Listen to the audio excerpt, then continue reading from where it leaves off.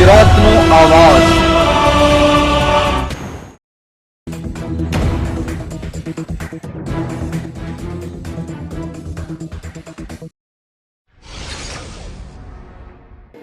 Rajkot rural SOG પોલીસે ઉપલેટામાં મહિલા પાસેથી ગાંજાનો જથ્થો ઝડપી પાડ્યો હોવાનું સામે આવ્યું।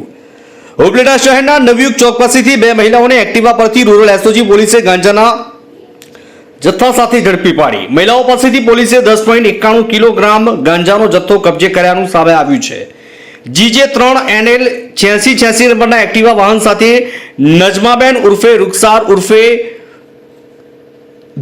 દુધીવાઓ જમીરભાઈ બાદશાહ, ડોક્ટર ઓ હુસેનભાઈ કુરેશી તેમજ સલમાબેન વાઓ રફીકભાઈ શેખ નામની મહિલાઓની અટકાયત કરી। અટકાયત કરવામાં આવેલી મહિલાઓ પર NDPS એક્ટ કલમ 8C 20B 2B 29 મુજબ ગુનો નોંધાયો।